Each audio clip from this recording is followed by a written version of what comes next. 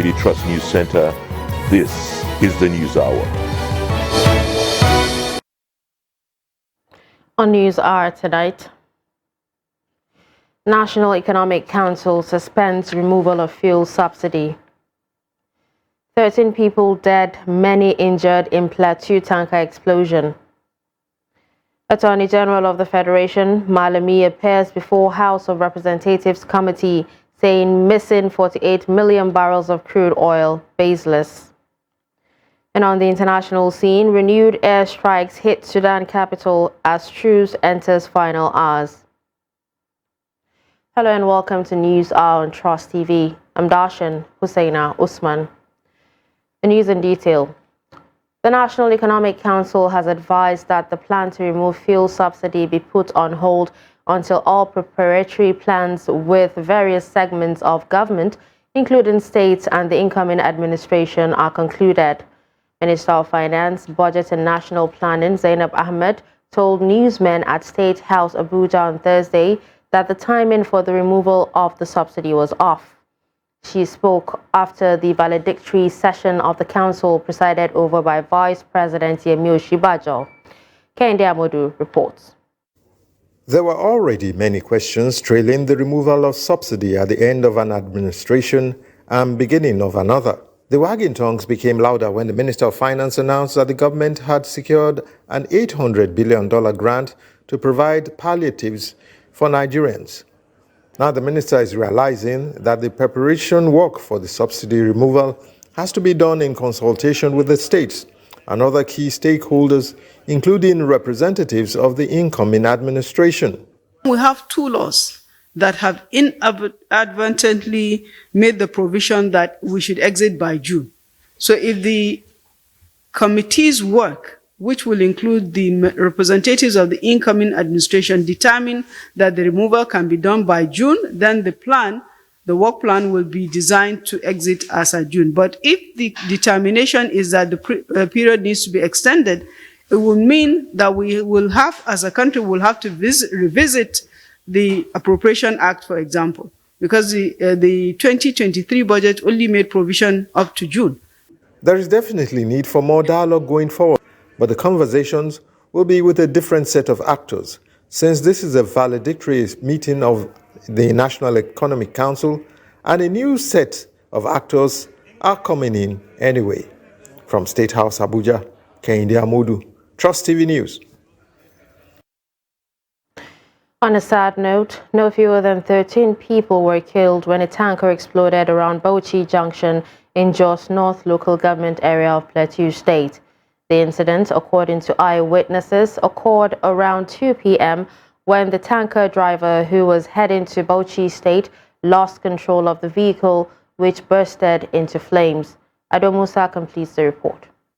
These bodies recovered from the incident are being taken to Plateau Specialist Hospital by FRSC officials and Nigerian Aid Group of Jama'at Nasrul Islam.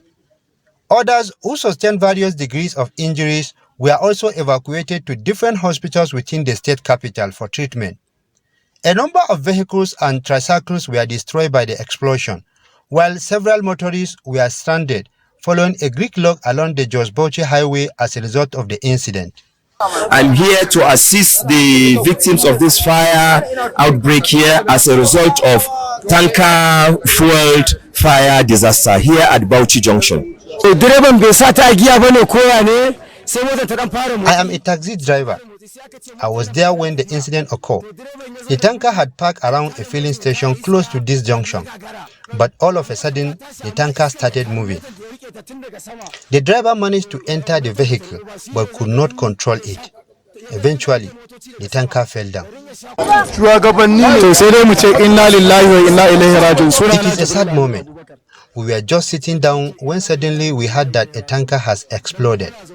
Before we knew it, I started seeing the tanker crushing some vehicles. Fuel started coming out from the tanker, and in a minute or two, fire was everywhere. I counted more than 10 bodies myself. The popular Bauchi Junction connects virtually all states of the Northeast. There have been several reports of accidents around the area, claiming lives and destroying properties. Ado Musa, Trust TV News, Jos. Thank you, Ado, for that report. Now on security, the Borno State Police Command has confirmed the abduction of 3 humanitarian workers and 2 security guards in Gamborungala local government area.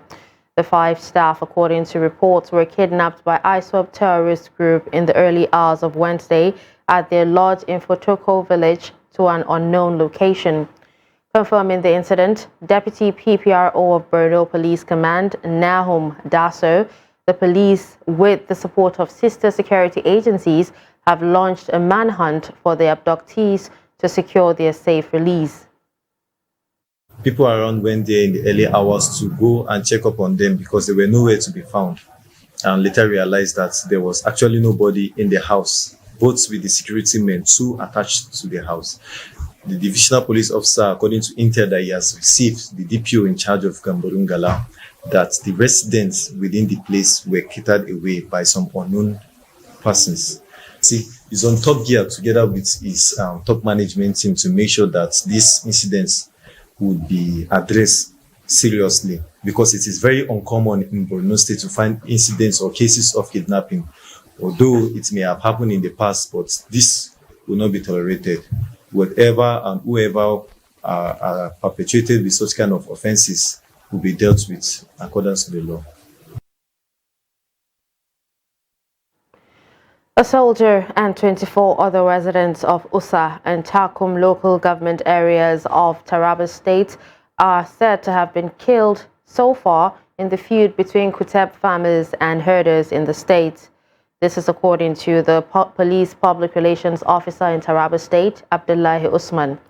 He said the military officer was ambushed and killed, while the other 24 persons are of either Kuteb or Fulani extractions. He insisted that at the moment, the major problem halting the return of peace is the claim by the Fulani herdsmen that their cattle are held hostage by the Kuteb farmers and the denial from the other end. Attempts to speak to the state chairman of Makban proved abortive. However, the president of Kuteb Yetsgo Association of Nigeria, Emmanuel Ukwen, an umbrella body of the Kuteb-speaking tribe in the country, reveals that peace was brokered between them late last year, in which a 14-point resolution was reached and signed. Ukwen alleged that the state government failed to provide the needed funds to implement the agreements reached, which gave rise to enemies of progress to renew the attacks.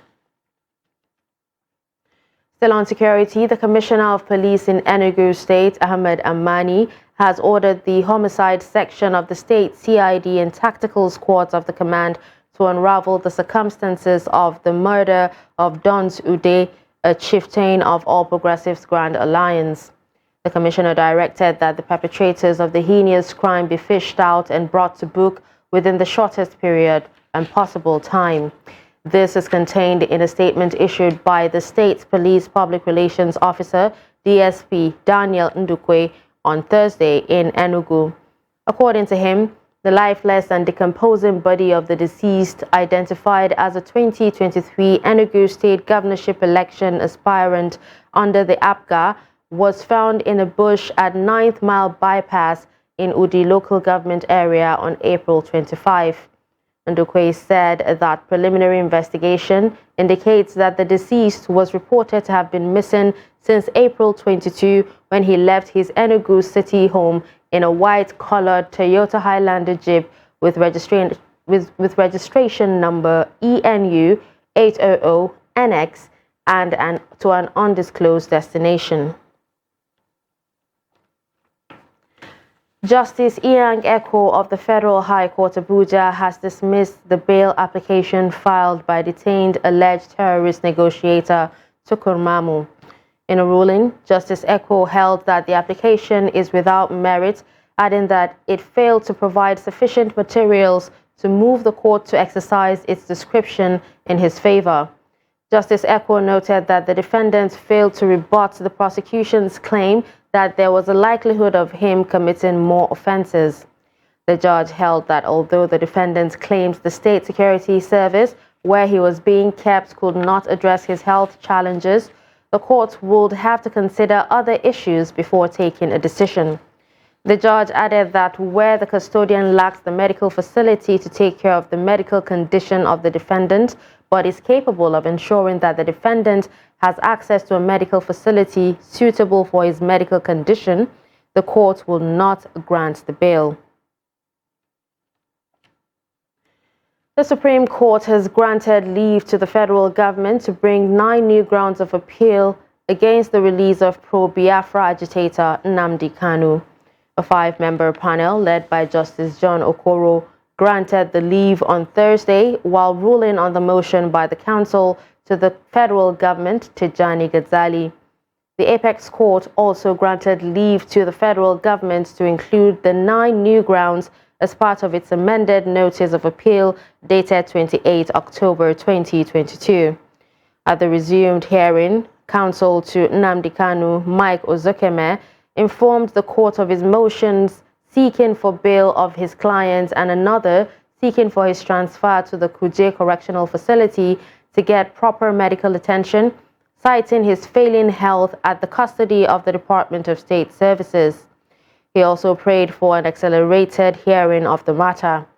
The court subsequently fixed May 11 for a hearing on the pending motion and the main appeal. Still on court matters, the Kano State High Court has granted an ex parte motion seeking leave to commence an order of mandamus that will compel the state's Attorney General, Musa Abdullahi Lawan, to file murder charges against the minority leader of the House of Representatives, Alhaji Ado Doguwa. The move followed allegations of Doguwa masterminding the alleged killing and burning of properties at Tudunwada local government area during the February 25 presidential and National Assembly elections. Retired Chief Magistrate in the state, Mantari Garbat Ndago, sought the permission of the State High Court to apply for an order of mandamus seeking to compel the Kano State Attorney General to immediately file a charge against Doguwa and other alleged conspirators. Justice Mariam Sabo granted the leave, compelling the Attorney General of Kano State to exercise his power under Section 211 of the Constitution of the Federal Republic of Nigeria as amended and immediately file a charge against Doguwa and his conspirators. Reacting to the development, the Kano State Attorney General Musa Abdullahi Lawan said the state has nothing to hide in the case involving the lawmaker and assured that as soon as the case file is returned to the ministry, necessary actions will be taken.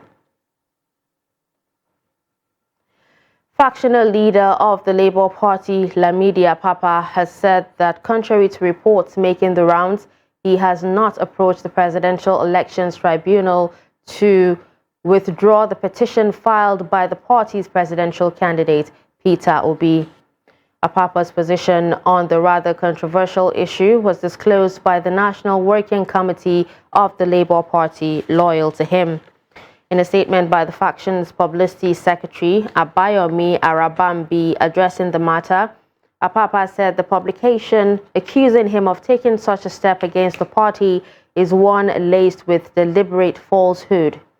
On Tuesday, a faction of the embattled chairman of the Labour Party, Julius Abure, raised an alarm that Apapa and his team had gone to the tribunal in Abuja to withdraw Obi's petition challenging the victory of the All Progressives Congress presidential candidate Bola Tinubu. In reaction, Apapa said Abure has been restrained by the Abuja High Court over confirmed allegations of forgery of court seal and others, saying it is not new that he could engage in cheap blackmail to gain public sympathy in order to cover up his criminal tracks. Apapa challenged Abure to produce a copy of the letter which he or the secretary signed to seek the withdrawal of the petition at the tribunal, adding that he and his team will not be intimidated. President Muhammadu Buhari on Thursday said while the All Progressives Congress worked hard to retain power in the 2023 elections, the combined opposition was a victim of overconfidence. According to a statement by his spokesman, Garba Shehu, Buhari spoke at the State House when he received the Progressives Governors Forum led by the chairman, Governor Atiku Bagudu of Kebbi State. The president charged the progressive governors to stick together and openly address issues among themselves. The governors in attendance, in addition to Kebbi, were from Plateau, Imo, Kwara, Ekiti, Kaduna, Kogi, Lagos, Cross River, Jigawa, Katsina, Ogun, and Nasarawa states. The deputy governors of Kano, Gombe, Borno, and Ebonyi were in attendance, as well as the secretary to the government of the Federation, Boss Mustafa. The senator representing Kogi West Senatorial District, Smart Adeyemi, and 3 others are demanding the immediate cancellation of the All Progressives Congress primary for the selection of the party's candidate in the forthcoming governorship election. They are also calling on President Buhari, the President-elect Bola Tinubu, his vice, and the Arewa Consultative Forum to intervene in order to save democracy in Kogi State.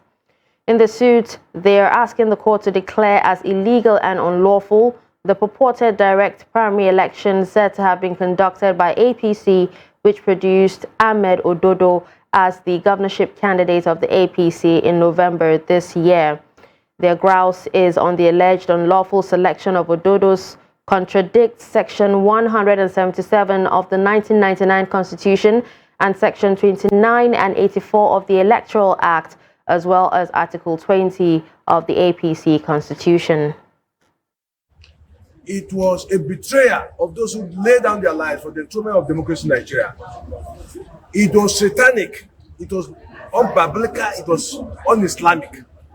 For people to be told to contest election, and you bought the form, you went around, you campaign, only for some people to sit at their comfort rooms and offices and came out with concocted results without any election. If we were rigged, we will assume, we say, okay, we were rigged. But where election never took place, that is a criminal offense. It is unconstitutional, it is immoral, it is unbiblical, it is satanic. For people not to vote and you have allotted figures to them. Efforts to evacuate the Nigerians stranded in Sudan had met another setback as the first batch of 5 buses that left Khartoum on Wednesday abandoned its passengers midway over issues of payment logistics. Videos shared online showed some Nigerians, mostly students, explaining their fresh ordeal. A 400-level student with the International University of Africa, Khartoum, lamented that the 38 hours scheduled journey between Khartoum in Sudan and neighboring Egyptian city of Aswan had encountered a challenge. Reports say the bus drivers were ordered by their company to stop the journey until the balance of their service had been paid. They insisted they were only paid 30% of the agreed charges, with the promise of getting the remaining balance once they got out of the state capital, Khartoum. The student, who was heard speaking in a very disturbing tone, added that the location where they had been abandoned is a desert with no food or water. Before we started this journey, we have to go on several fighting. Can you imagine that we are stuck in this desert for 5 hours? Like we don't know the situation we have. We don't have water. Our money has finished. Can you imagine? And they said the vehicle drivers, they said they are not moving their bus. They said they are not moving their buses because they don't give them money. Which type of budget is this one? Look at this place. We're stuck in desert. We don't even have compass. We don't know where we are. We don't know the place we are. Everything has finished. We are done. We don't have anything. We don't have anything. We don't have bus. We don't have anything. We don't have compass. We even know our location. We're in an unknown environment with a very big danger.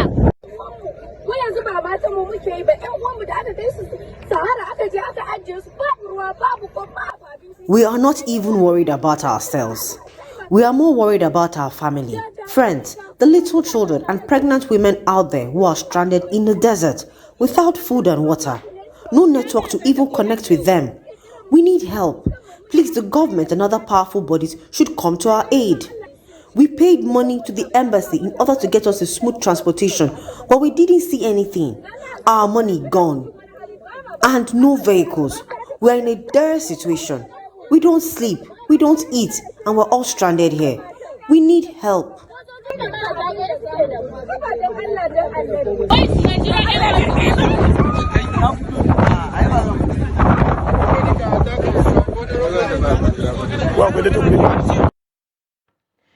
Meanwhile, Director General of the Nigerians in Diaspora Commission, Abike Dabiri-Arewa, says buses evacuating Nigerians from Sudan have continued their journey. In a tweet, Dabiri said this following the resolution of issues around payment and logistics, as confirmed by the Director General of NEMA. Similarly, the Nigerians in Diaspora Commission says the first set of Nigerians to be evacuated from Sudan will arrive in the country on Friday. Chairman of NIDCOM, Abike Dabiri-Arewa, told newsmen at State House Abuja on Thursday that 13 buses had departed from 2 universities in the Sudanian capital, Khartoum. The buses will convey Nigerian students to the Aswan border in Egypt, where they will be airlifted to Nigeria.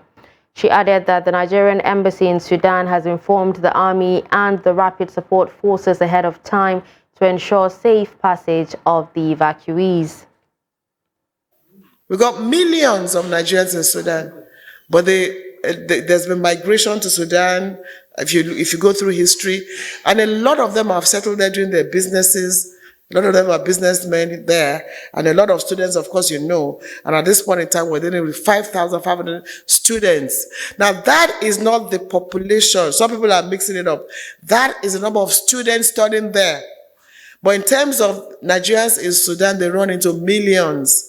And I'm talking of, from what we have, almost 3 million Nigerians in Sudan who have made it their homes, for years. So that is the current update, and more buses will be expected to depart. You're watching News Hour on Trust TV. Coming up after the break. Why prices of fish are skyrocketing at Gerio Fish Lake. Do stay with us.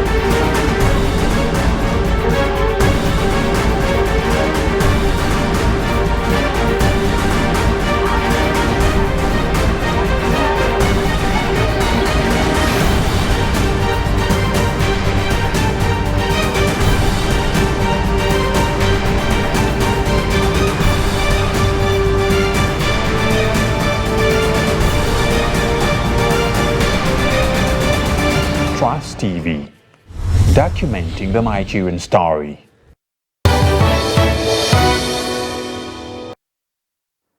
Welcome back and thanks for staying with us. You're still watching News Hour on Trust TV. A recap of our stories.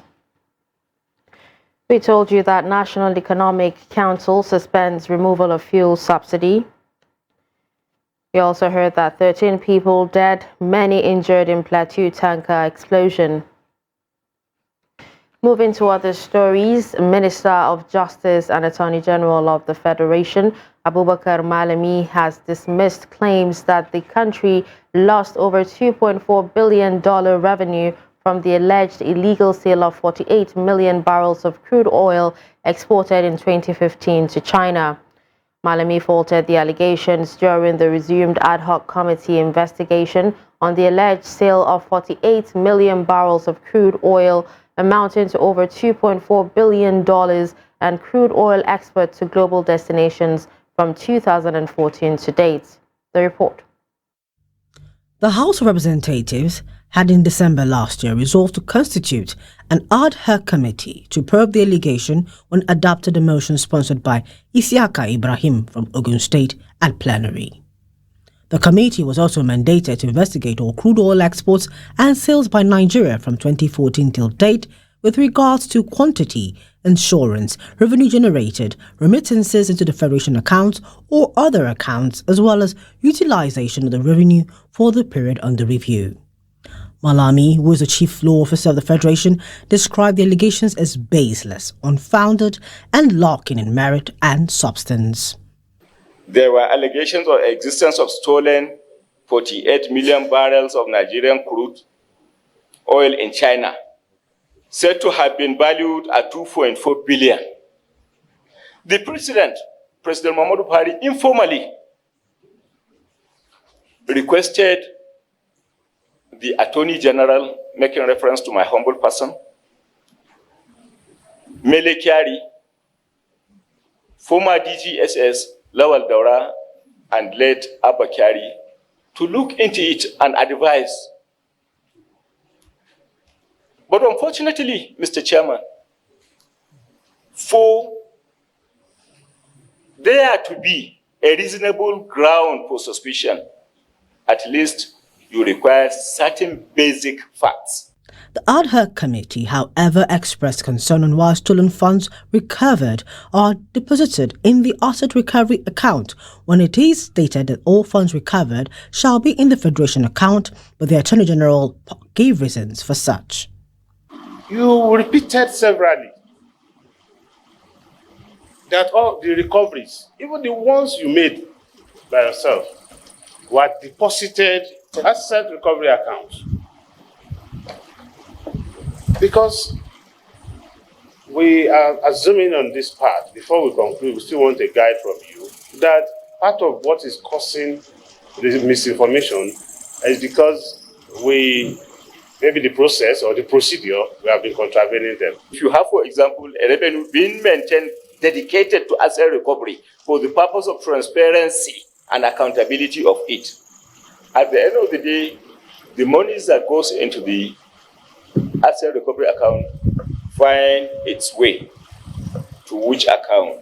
To the account being referred to under section 162, which indeed the Federation account. Malami said the Office of the Attorney General of the Federation had filed a criminal suit against the individuals who purportedly raised the allegations being investigated by the ad hoc committee. According to him, the individuals had attempted to defraud the federal government under the guise that the alleged crude oil stolen in China had been recovered. Moving to education, for many years, successive Nigerian governments have failed to allot a budget to educational sector based on the globally recommended benchmark for developing nations. In the 2023 budget, the sector got 1.79 trillion naira, representing 8.2% of the appropriation bill, while experts recommended at least 15% allocation to the educational sector in developing countries. With less than 35 days to the inauguration of the president-elect Bola Ahmed Tinubu, Ibrahim Ismail speaks to educationists and students on what the incoming administration should do to the nation's educational sector to move it forward. According to the United Nations Children's Fund, UNICEF, Nigeria has over 10 million out-of-school children, adding that 1 in every 5 of the world's out-of-school children is in Nigeria, and the rot in the country's tertiary education is one of the biggest problems that awaits the administration of the President-elect Bola Tinubu, an area many feel the Buhari administration didn't fare well. It has never failed, but it has never excelled as far as education is concerned, because Buhari once made a promise that he is going to enhance the budgetary allocation of education.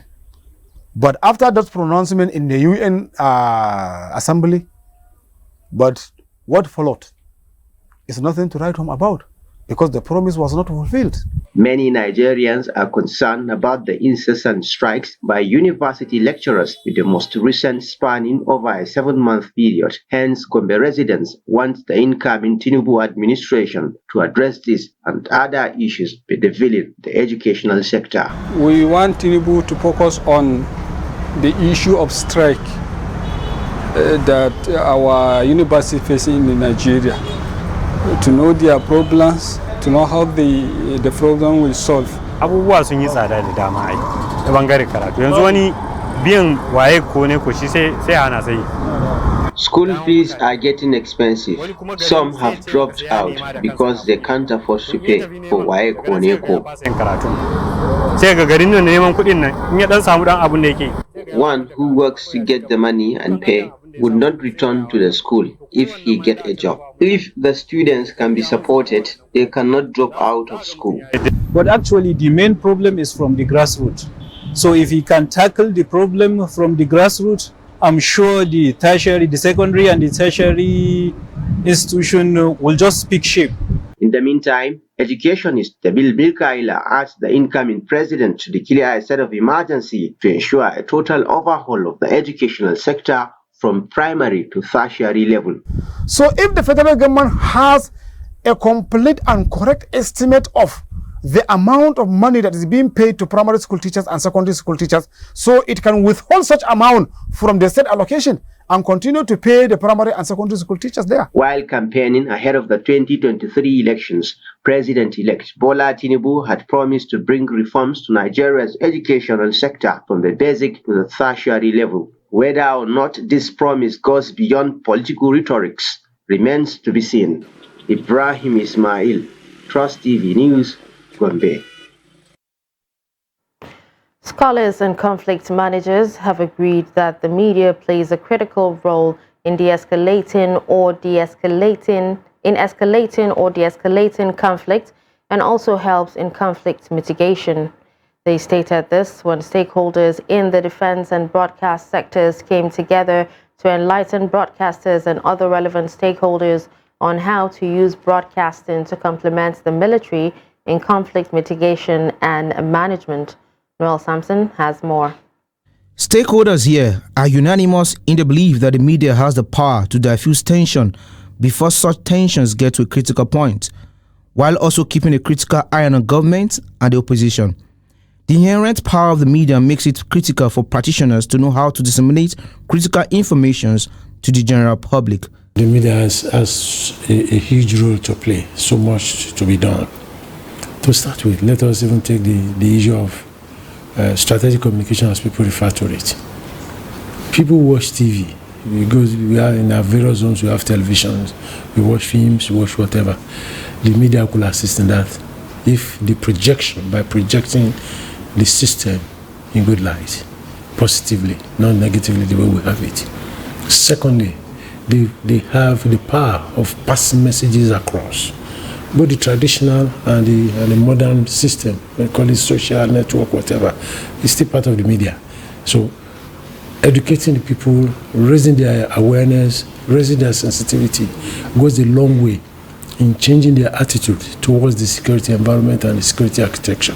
We cannot leave it to the military alone.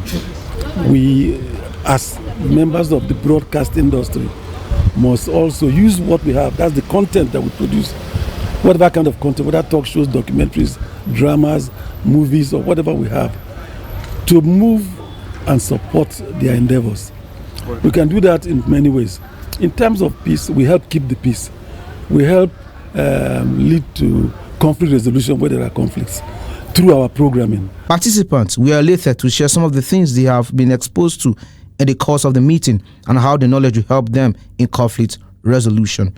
Well, I intend to take home on how to manage conflict by not escalating it. In reporting it, I'm supposed to put in focus the interest of the nation. Well, the good thing is there are a whole lot of information that go out from the military that are really not supposed to go out. And with this workshop, I'm hoping that it's going to be a leverage for media practitioners and broadcasters to also know exactly what to say or what to put down on paper when you talk about information coming from the military, especially with the crisis that we're having all over the country. The media has a huge impact on the society as it enables the public to learn from diverse views and pass judgment on a range of topics, including issues around conflict management. Noel Samson, Trust TV News, Abuja. The Bauchi state government has been called upon to put modalities in place that will enable it to get adequate data on cases of maternal and perinatal deaths in the state. Some health experts in the state who gave the advice maintained that it is difficult to get workable data on the mortality rate in the state as children continue to be born at homes instead of hospitals where data can be gotten. Against the background, the health experts went round a health facility in Azare to check the status of facilities and how such can be used to reduce mortality rates, and also advise the state authority on necessary actions to take. Adamu Imam has details.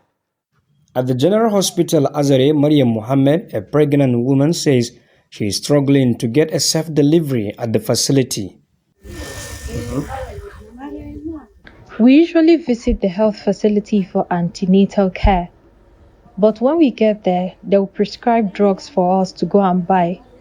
We always struggle to be attended to. Today is not antenatal day. I just came and they took my blood sample. I actually take my drugs regularly. They gave me another date to come and see the doctor. Part of the visit to the facility include intensifying efforts to mitigate maternal and perinatal death occurring within 28 weeks of gestation to 7 days after birth. In their view, socio-economic factors need to be addressed in order to deal with the menace. For the purpose of understanding the remote and other causes of deaths in the child and all the factors, and especially focusing on those factors that are preventable, so that we use that knowledge in order to better the services we offer in the health facilities across the states and across the business.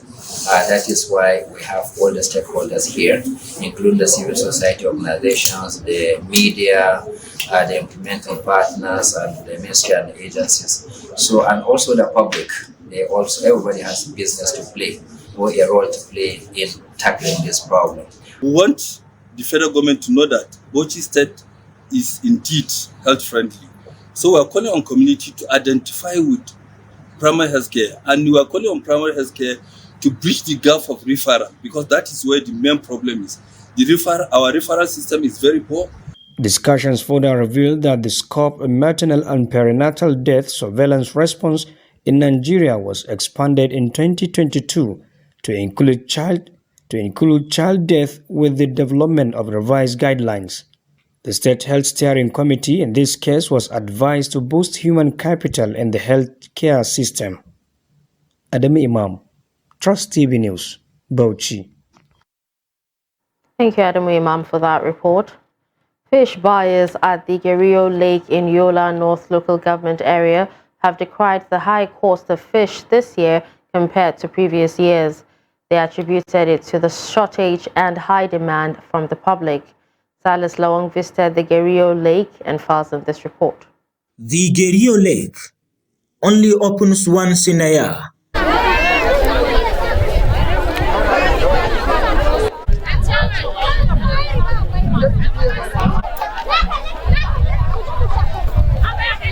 When open, buyers come from different parts of the country to buy for either family use or commercial purpose. The agility of the lake is unique.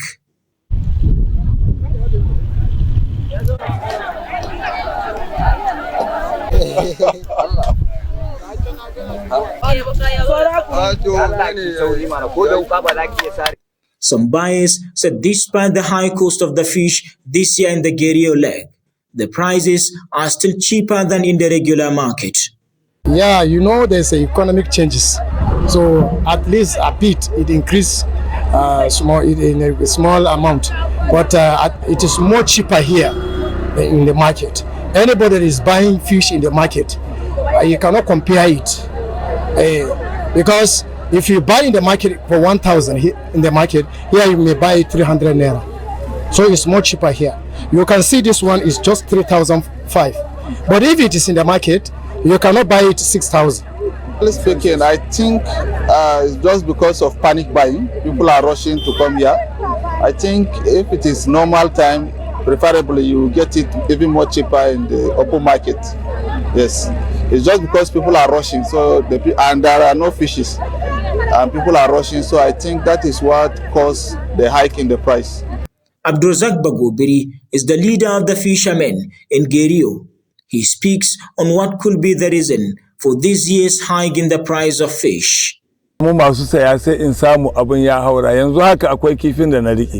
Fish is very cheap here, except for some people who are bent on spoiling our business. However, I am doing everything as a leader to do away with them. With the help of security agencies here, we are able to arrest a merchant who bought a basket of fish at the rate of 7,500 naira and sold it to a customer 15,000 naira, saying he also bought it at a very exorbitant rate from a fisherman. But we know that is not true. For many, it is always a time to look up to, as buying in the fish lake is more profitable than anywhere else. Silas Lawang, Trust TV News, Yola. You're watching News Hour on Trust TV. More stories after the break.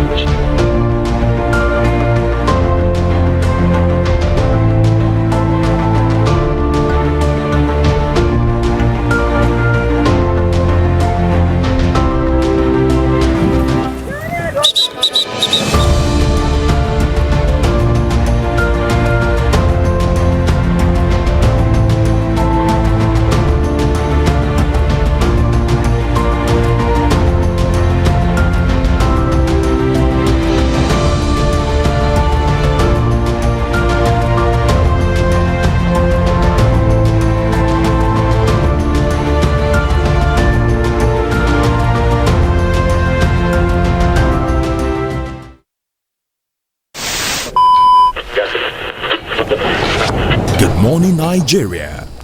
Year after year, they have informed, educated, and entertained us. When you needed information, knowledge, or an escape. From generation to generation, the Nigerian broadcasting industry has worked tirelessly to serve you. This November, broadcasters all over Nigeria will gather for the maiden edition of the Nigerian Broadcasting Awards, an award ceremony set to reward hard work and unflinching excellence in the broadcast media. They have served and are still serving. It's time to say thank you. This award is organized by the Broadcasting Organizations of Nigeria, BON. For more details, log on to www.tnbawards.ng and follow our social media handles at TNB Awards.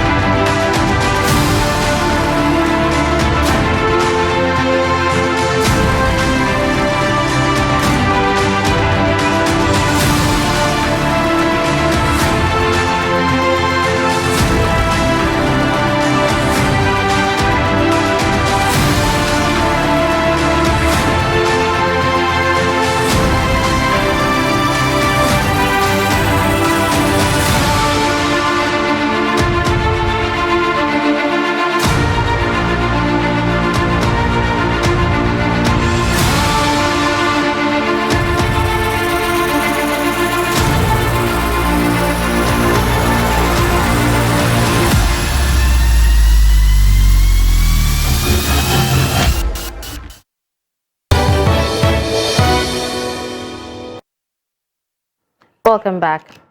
Let's now join Chiamaka Nwafo for business news.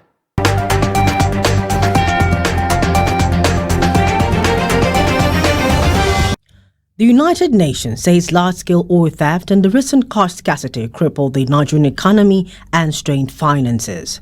In a new report titled Trade and Development Report Update, Global Trends and Prospects for April 2023, the Intergovernmental Organization said the scarcity affected the informal sector the most.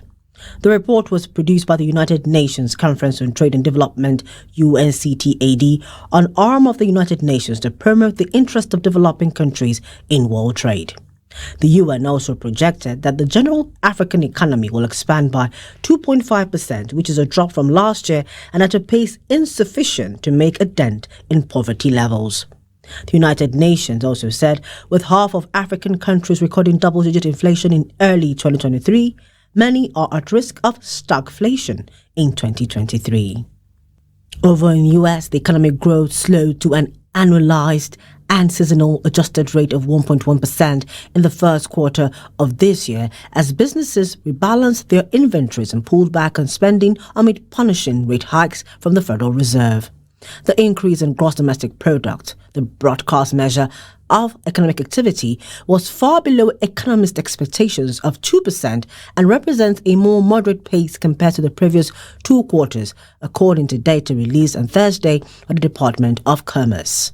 The January to March period was also marked in its later weeks by mounting fears that a meltdown in the banking sector and a pending debt ceiling crisis could trigger a recession.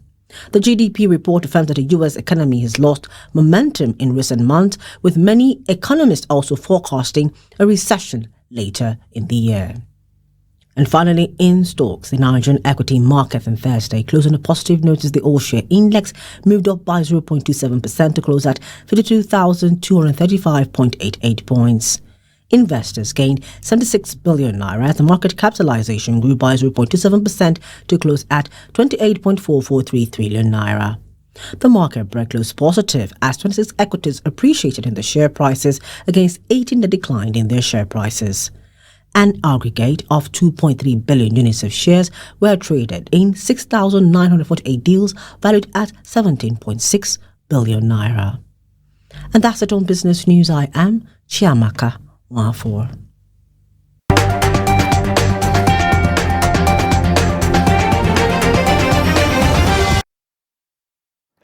On the foreign scene, the Sudanese army pounded paramilitaries in the capital Khartoum with airstrikes Thursday, while deadly fighting flared in Darfur as a fragile U.S.-brokered ceasefire entered its final hours.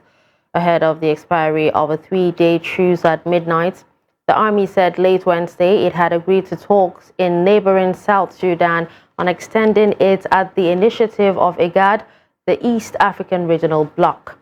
There have been multiple truce efforts since fighting broke out on April 15 between Sudan's army led by General Abdel Fattah al-Burhan and the paramilitary Rapid Support Forces commanded by his deputy-turned-rival Mohammed Hamdan Daglo. All have failed.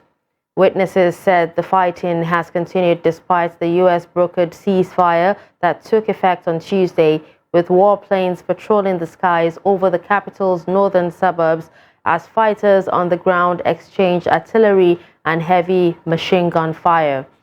The army added that Burhan agreed on Wednesday to the IGAD proposal for talks on extending the truce by a further 72 hours. The RSF's response to the proposal remains unclear. According to Health Ministry figures, at least 512 people have been killed and 4,193 wounded in the fighting, although the real death toll is likely much higher. Kenyan authorities said on Thursday that they had arrested another pastor over suspected deaths at his church as police widen an investigation following dozens of deaths linked to a cult leader. Rhoda Onyancha, the government commissioner for the region, said Ezekiel Odero, the head of the New Life Prayer Center and Church, was arrested in the coastal town of Malindi following allegations of the deaths that have been occurring at his premises. Police have not connected him to Paul Mackenzie Ntenge, the alleged cult leader under investigation for the deaths of 98 people linked to his church, also based in the coastal region. Odero, dressed in his signature all-white garb and clutching a Bible, was transferred from Malindi to the regional headquarters in Mombasa for questioning. A wealthy televangelist who draws huge crowds, his church south of Malindi can seat 40,000. Odero claims that holy scraps of cloth sold at his mega rallies can heal sickness. In sports, Rivers United have left the country for Dar es Salaam, Tanzania for their CAF Confederation Cup quarter-final second leg clash against Young Africans. The Pride of Rivers contingent left the Murtala Mohammed International Airport, Lagos on Thursday afternoon.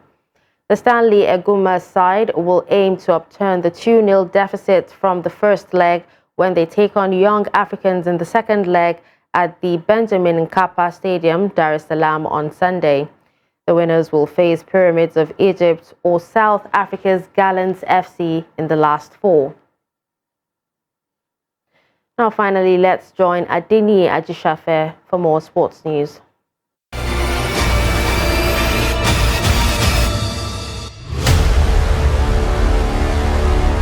Golden Eagles attacker Light AK has declared their readiness to compete for honors at the upcoming 2023 Under-17 Africa Cup of Nations in Algeria. After their magnetic resonance imaging MRI scan clearance, the team appears to be ready for the Continent Cadet Championship. The light-skinned forward, who confirmed their readiness while speaking on the NFF TV, made clear the intention to win the AFCON trophy and qualify for the World Cup. The semi-finalists in Algeria will represent Africa at the 2023 FIFA Under-17 World Cup later in the year. And still in football, the president, Nigerian Referee Association, Tade Aziz, has revealed that the Nigerian Premier Football League (NPFL) and Nigerian National League are owing the body over 600 million naira, being unpaid referees indemnity in the last 4 years. Aziz said it is an open secret that there is no money in the NRA, as the NPFL is indebted to the referees to the tune of over 400 million naira, while the NNL's indebtedness to the referee is around 200 million naira. The Lagos State Football Association Vice Chairman, however, assured Nigerians that all arrangements to achieve a hitch-free NRA election in Ilorin, Kwara State have been put in place. That's Sport News. I'm Adini Ajishafe.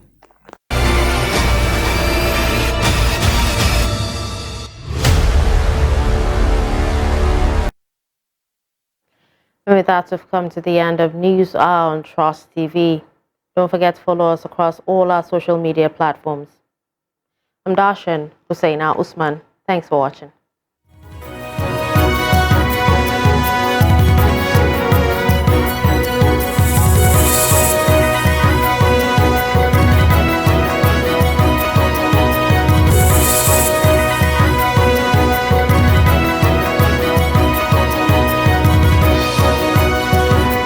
From the Daily Trust News Center, this is the News Hour.